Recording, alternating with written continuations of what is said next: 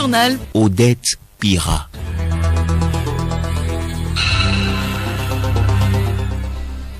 Mesdames, Messieurs, bonjour et merci de vous informer. Au sommaire, le Conseil des ministres s'est réuni jeudi dernier à Garo dans la préfecture de Saint-Cassé. Le compte-rendu des travaux à suivre dans cette édition avec le porte-parole du gouvernement, Christian Trimois. Célébration de la session du Togo à la souveraineté internationale mercredi prochain. La messe catholique a été dite à Beklikame ce matin en présence du chef du gouvernement. Les autres cultes et la suite programme du 27 avril à suivre également dans ce journal. Second tour de la présidentielle aujourd'hui en France. Face à face, Emmanuel Macron et Marine Le Pen. Le taux de participation est pour le moment de 26,41% contre 25,48% au premier tour.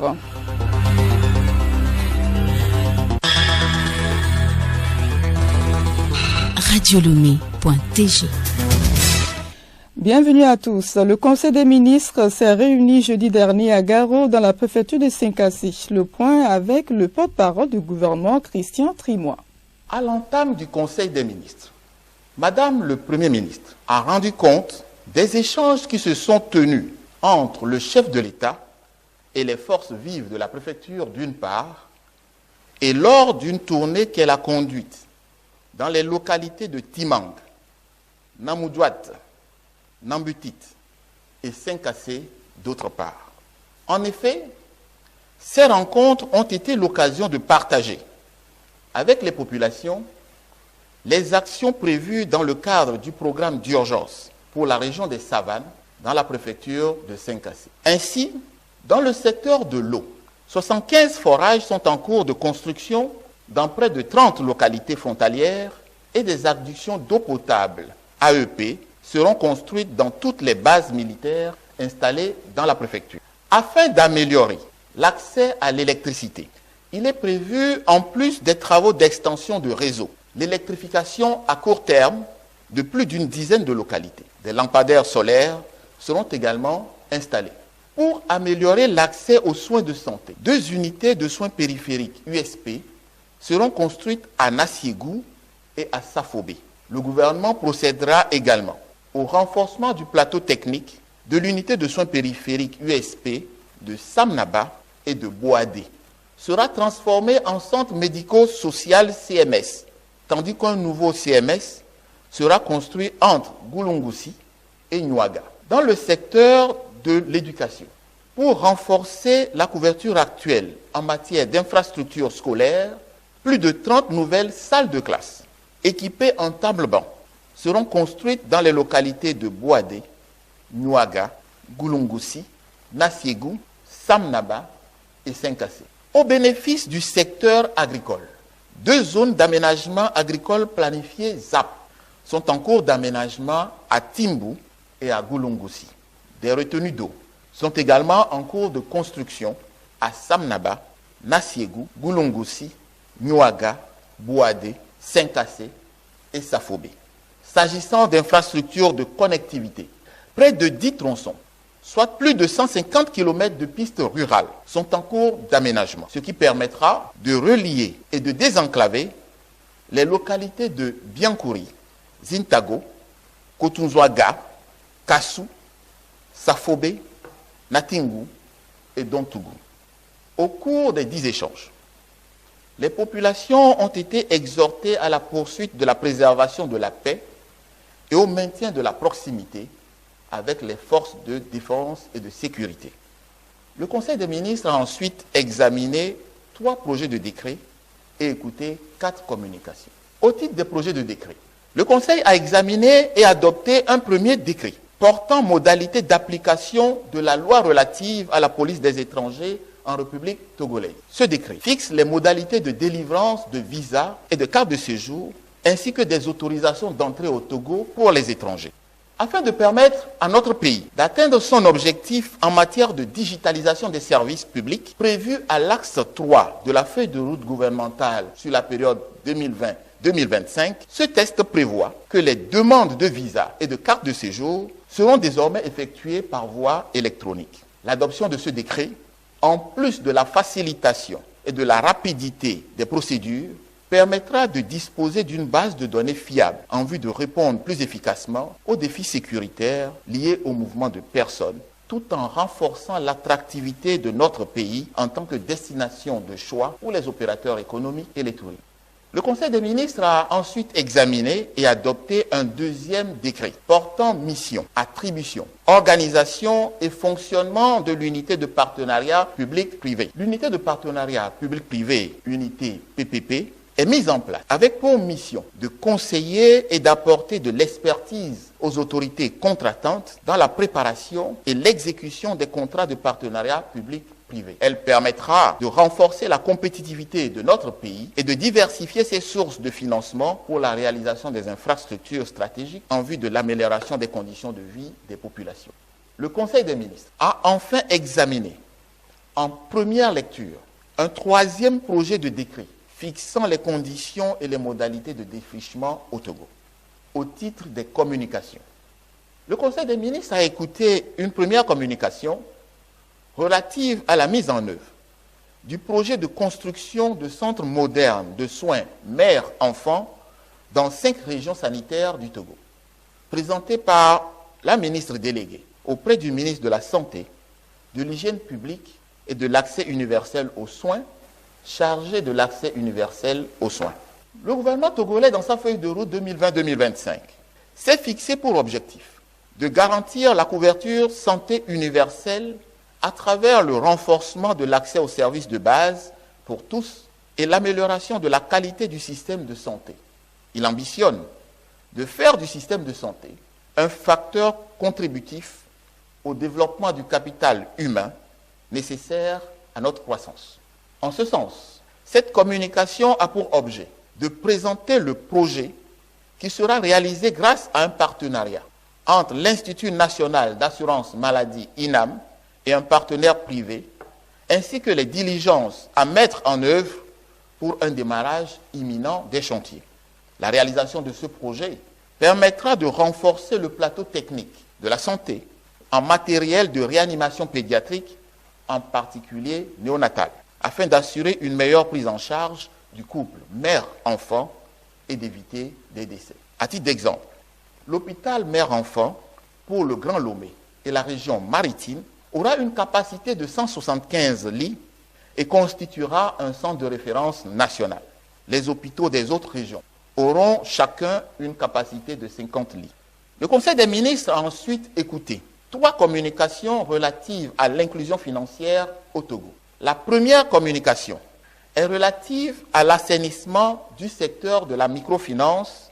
Elle a été présentée par le ministre de l'Économie et des Finances.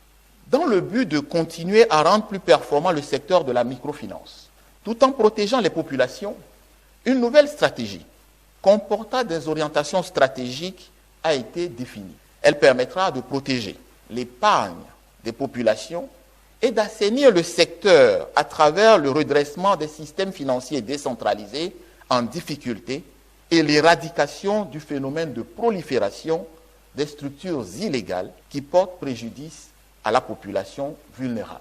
La deuxième communication, relative à la situation financière du Fonds national de la finance inclusive FNFI, a été présentée par la ministre chargée de l'inclusion financière et de l'organisation du secteur informel.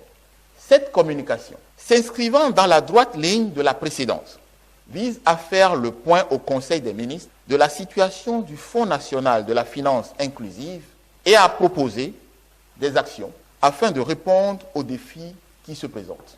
En effet, à ce jour, le Fonds national de la finance inclusive a permis d'octroyer à près de 1,8 million de personnes des crédits directs, s'élevant à plus de 101 milliards de francs CFA. La croissance rapide des activités de ce fonds nécessite que les partenaires de services financiers qui interviennent dans le cadre du FNFI puissent être suivis et accompagnés. L'objectif étant de répondre à leurs défaillances afin de continuer à améliorer la situation du Fonds national de la finance inclusive. Aussi, dans ce cadre, le Conseil des ministres a autorisé que les créances envers les partenaires exclus du partenariat avec le FNFI en 2021 fassent l'objet d'un recouvrement par les services compétents. À cet effet, toutes les actions nécessaires seront menées. La troisième communication est relative aux nouvelles dispositions du Fonds en faveur des zones à faible taux d'accès aux services financiers. Elle a été présentée par la ministre chargée de l'inclusion financière et de l'organisation du secteur informel. Au rang des défis qui se présentent dans le secteur de la microfinance, figure la faible couverture de plusieurs localités. Pour répondre à ce besoin, il est proposé des mesures spéciales afin d'accélérer l'inclusion financière dans ces zones non encore couvertes, avec pour objectif de permettre à 255 000 personnes supplémentaires de bénéficier des services financiers d'ici 2025. Ces mesures spéciales concernent notamment 1. La bonification des frais de gestion aux prestataires de services financiers intervenant dans ces zones, soit plus 2 points sur les frais de gestion. 2. La réduction des taux d'intérêt aux bénéficiaires résidant dans les zones identifiées, soit moins 2 points sur le taux d'intérêt de tous les produits mis en place par le FNFI. 3. Le relèvement du taux de compensation des impayés pour les prestataires intervenant dans ces zones de 5% à 15%. Au titre des divers, Son Excellence, M. Faure Ezozmna Nyasingbe, président de la République, saisissant l'opportunité de la tenue de ce 3e Conseil des ministres délocalisé en moins d'1 mois, a mis en exergue la dynamique de proximité et a adressé ses sincères remerciements à la chaleureuse population de Garo dans la préfecture de Saint-Cassé pour son accueil. Il a invité les populations à maintenir leur dynamisme et à continuer le vivre ensemble pour la préservation de la paix et de la sécurité dans notre pays. Fait à Garo, préfecture de Saint-Cassé, le 21 avril 2022, le Conseil des ministres. Écoutez Radio Lomé sur le web sur le www.radiolomé.tg. La suite de cette édition, le Togo célèbre mercredi prochain le 102e anniversaire de son accession à la souveraineté internationale. En prélude à cette célébration, une messe catholique a été dite ce matin à la paroisse Notre-Dame de la Rédemption de Beklikame à Lomé. C'était en présence du Premier ministre, Madame Victoire Domega Dogbe, et de plusieurs personnalités politiques et administratives, pas comme Johnson.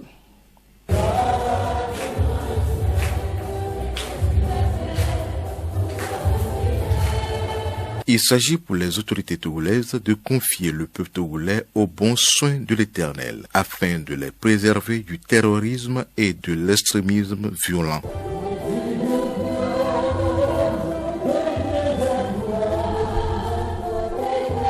Dimanche de la miséricorde divine chez les catholiques, commémoration de l'indépendance du Togo, l'évangile est tiré du livre de Saint Jean au chapitre 20, versets 19 à 31. Dans son homélie, le célébrant a invité les Togolais à plus de solidarité. Révérend Père Eugène Aradi, curé de la paroisse Notre-Dame de la Rédemption. Juste une semaine après la célébration de la résurrection du Seigneur, voici à l'avènement de l'événement. Événement du dimanche de la divine miséricorde. Providentiellement, c'est un dimanche où nous prions pareillement pour une bonne célébration, que dis-je, pour une bonne commémoration de l'indépendance de notre cher pays, le Togo. Comme je l'ai annoncé au début de la célébration, de l'archevêque Nicodème Anani Bariga, tout en étant en communion de prière avec nous, souhaite plus de solidarité à tous les Togolais et un Togo prospère. Que Dieu bénisse le Togo ainsi que les Togolais. Pas comme Johnson, au temple à Pegame et à Lomé, le culte protestant a réuni plusieurs hommes du gouvernement, autorités politiques, militaires et administratives. Emmanuel Améblamé. Ce fut l'occasion pour les fidèles présents de rendre un vif témoignage au Seigneur pour ses hauts faits et d'implorer sa bénédiction divine sur notre cher pays, le Togo. Dans son homélie tirée de l'évangile selon Jean chapitre 20, versets 19 à 31, le révérend pasteur Ada Kodjo a demandé aux fidèles d'agir comme un nouvel homme par leur comportement pour une véritable paix. Nous pouvons retenir une seule leçon, c'est de nous laisser envahir par la sagesse qui vient d'en haut pour pouvoir discerner ce qui vient de Dieu et ce qui vient de l'homme. Ainsi, dans nos rapports, nous irons de l'avant. Nous sommes en train de commémorer le 62e anniversaire de l'accession à la souveraineté de notre pays. Donc le culte de ce matin inaugure les activités qui vont se passer par la suite. Le vœu que nous avons toujours formulé, c'est la paix, la sécurité, le bien-être. Nous n'avons besoin que de cette paix-là que Jésus a laissée au monde. Et si la paix-là nous inonde, nous serons en paix et tout ira de l'avant.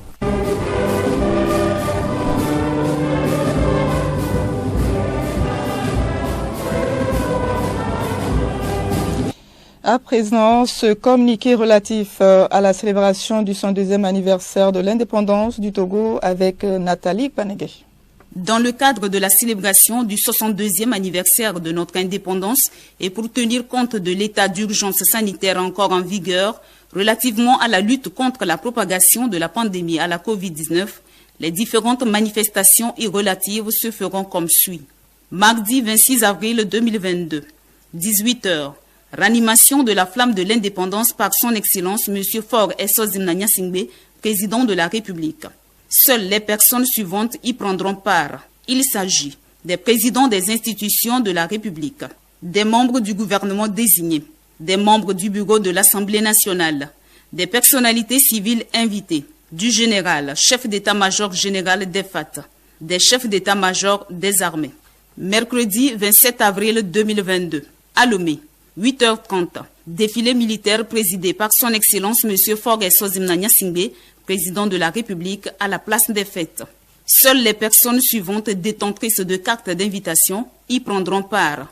Il s'agit des présidents des institutions de la République, du général chef d'état-major général des FAT, des membres du gouvernement, des personnalités civiles distinguées, des membres du corps diplomatique, consulaire et des représentants d'organisations internationales, des députés à l'Assemblée nationale, des chefs d'état-major des armées et des officiers généraux, des officiers supérieurs des FAT, des directeurs généraux d'institutions et de sociétés, des directeurs de cabinet et secrétaires généraux, des membres d'institutions de la République, des préfets et des maires, des représentants des partis politiques, des autorités religieuses et traditionnelles. La mise en place doit être terminée à 7h30 dans les chefs-lieux de région. 7h.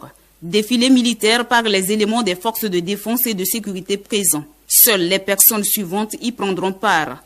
Il s'agit des préfets, des députés à l'Assemblée nationale présents, des maires, des conseillers municipaux, des responsables administratifs, des responsables des partis politiques, des chefs de canton, des responsables religieux. Signé le ministre d'État Payadoua Boukwesi.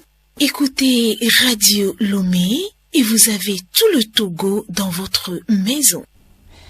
C'est l'heure de la vérité entre Emmanuel Macron et Marine Le Pen. Qui de Emmanuel Macron et de Marine Le Pen sera à l'Élysée? La vérité des urnes sera connue dans quelques heures.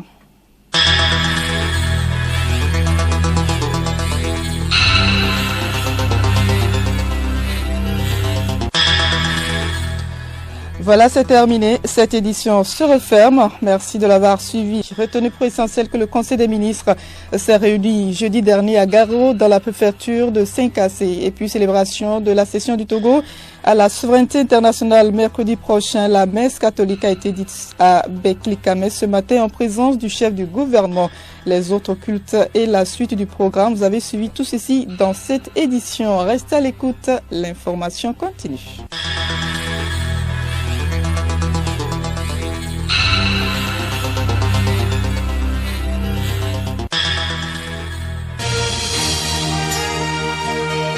Radio Lomé, boîte postale 434, email radiolomé@radiolomé.tg. radiolomé.tg